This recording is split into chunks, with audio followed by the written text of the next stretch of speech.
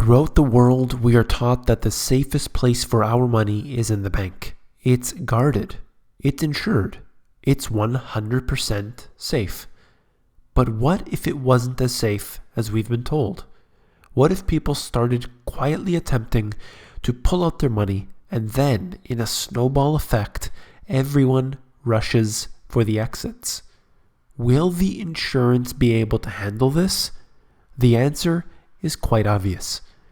You came here for the answer, so let me unveil that for you. Let's talk about Italy today and so many other things, beginning with the situation of the bank run.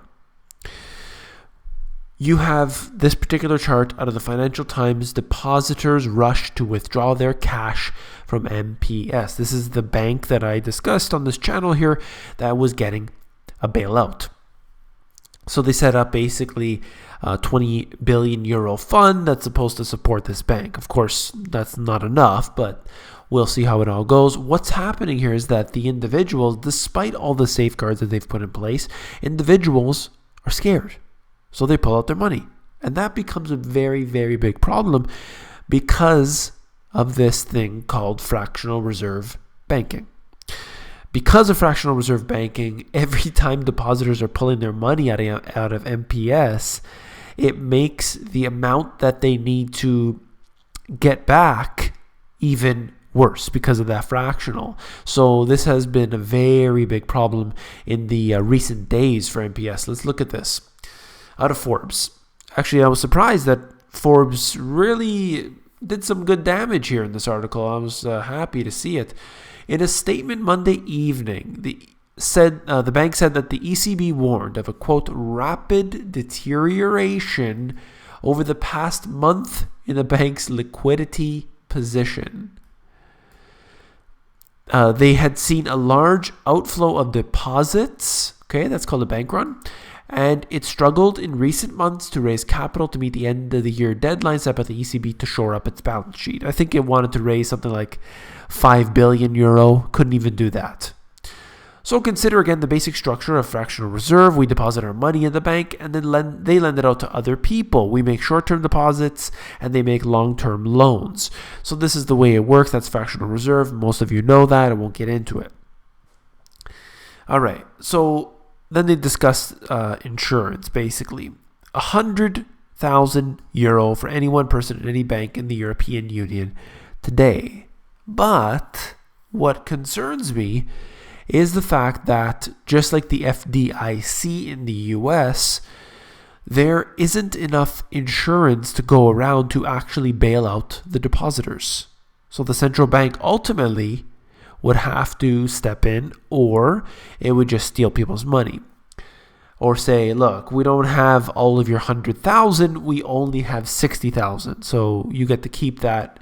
Here you go. One of the other things that they noted in this article, which was interesting, was if they feel that this particular bank is dangerous, what about moving it to another bank? Okay, that could be something. But what about taking those euros and moving it to a different country, like Germany, where they would feel safer, but it's still the same currency?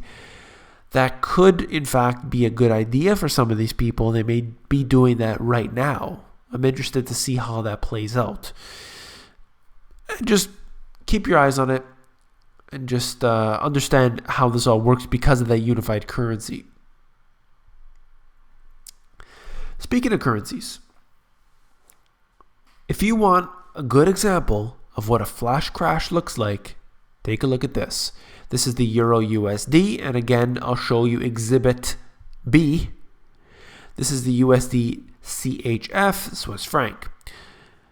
You don't have natural forces. Let's get the highlighter out here. Natural forces. See, this is already manipulated, but you can see there's ups and there's downs and there's ups and downs. Okay, it's erratic. Okay, when you have a straight line downward, that's a computer doing that, and that's a flash crash. Now, in terms of actual percentages, it's not that high what it did, but it is showing you that these algorithms are in fact controlling all the trades on the market. If it was an algorithm that pushed it down this far, look at how it was going over the day, as I showed you in the beginning there, where it's going up and down on its way down sort of slowly. And that's with everything around the world trading, trillions of dollars being moved in and out. That's what it does. And then in a split second, it goes down like this arrow I just drew. So how powerful then are these algorithms? Well, of course, they're more powerful than the natural forces of the trading.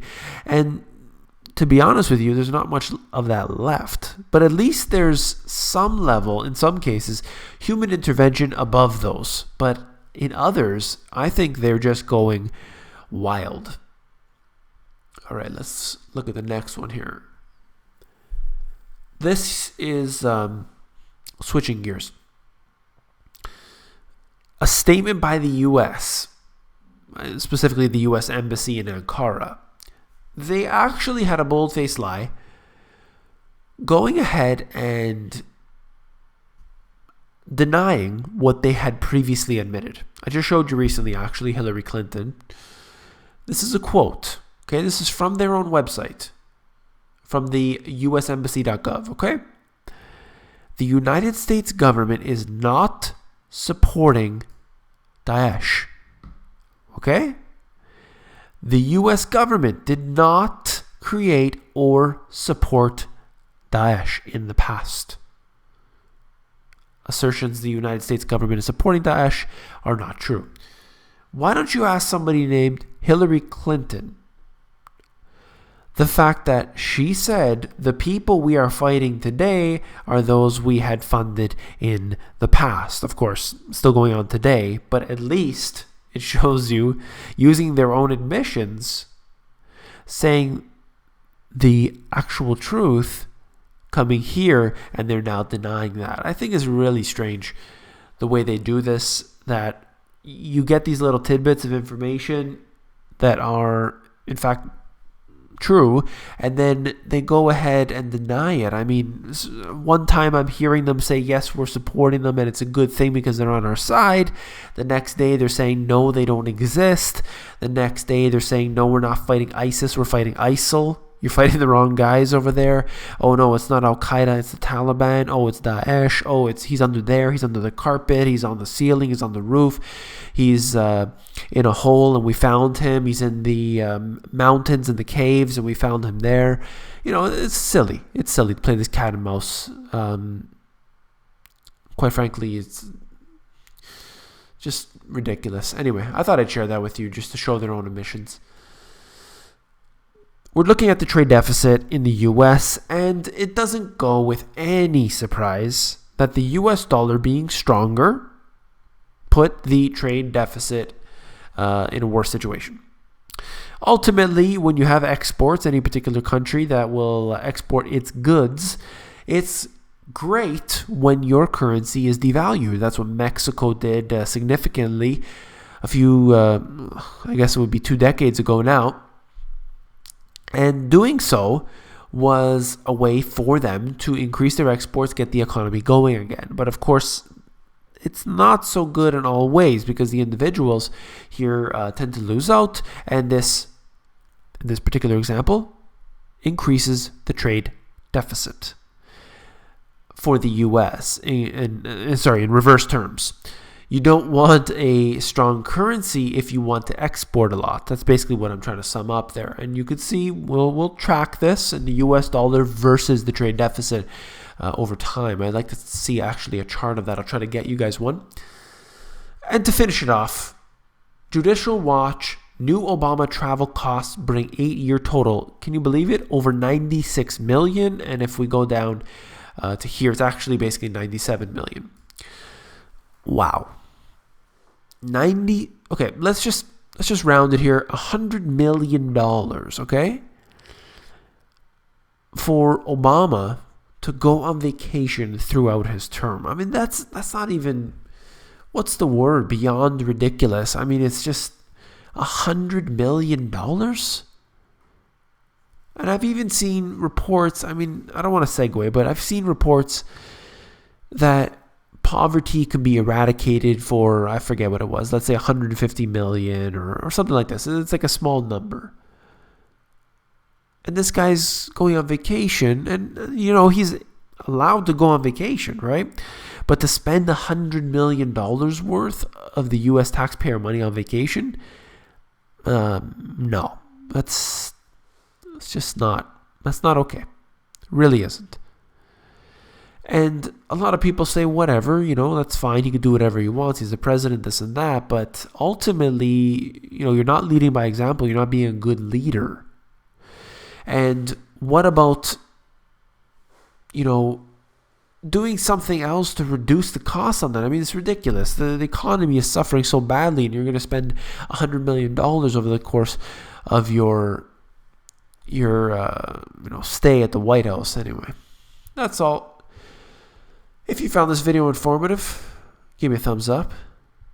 If you like George Soros's eye bags, give me a thumbs down. I forgot to bring up a picture for that one. But let's look at this here. All right. There's a review on my book, and I thought it was interesting.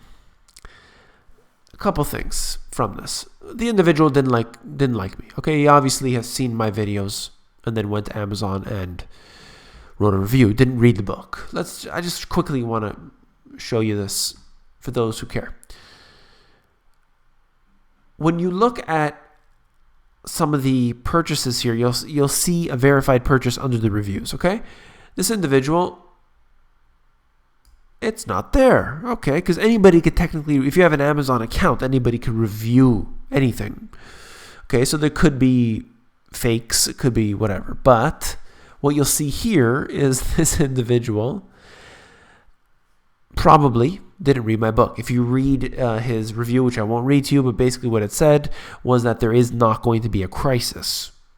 Okay, well, what about the book? What about the author? What about the writing? What about the beginning, middle, and end? What about anything?